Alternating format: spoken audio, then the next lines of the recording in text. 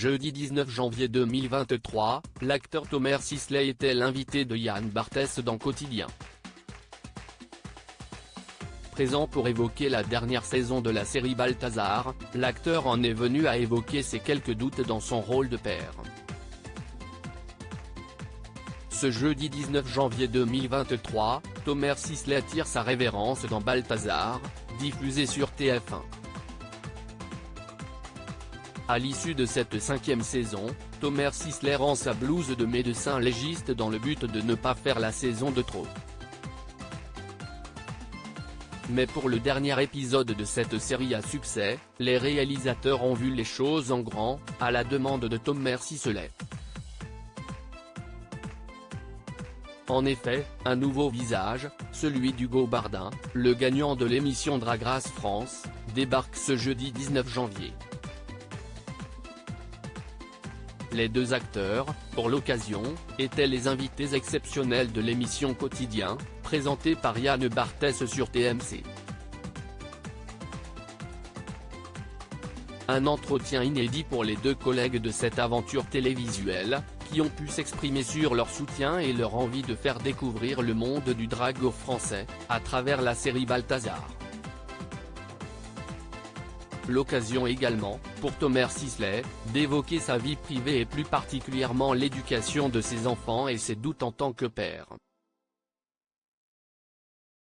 J'essaye de leur ouvrir l'esprit. L'humoriste de 48 ans a tout d'abord fréquenté, dans les années 90, Sandra de Mattéis, chroniqueuse. Mais le couple se sépare un an plus tard, en 1999. Les deux ex refont leur vie, chacun de leur côté, et Thomas Sisley fait la rencontre de Julie Madar, avec qui il a deux enfants, Liv Chaya née en octobre 2008 et Levin né en mai 2011. Finalement, le couple se sépare, Thomas Sisley et Sandra de Mattéis se retrouvent quelques années plus tard et se marient.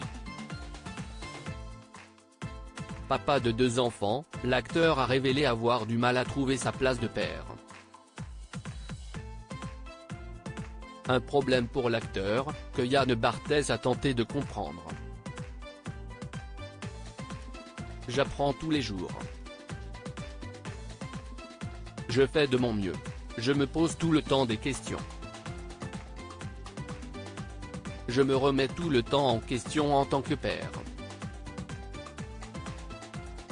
Il n'y a pas de mode d'emploi, j'essaye de ne pas répéter des erreurs que mes parents ont faites, a-t-il déclaré dans un premier temps. Il poursuit, j'essaye de leur expliquer, que, par exemple, quand je suis en colère, ça n'engage que moi.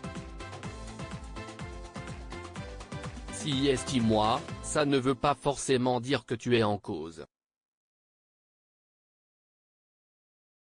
Si est peut-être moi, on ne sait pas.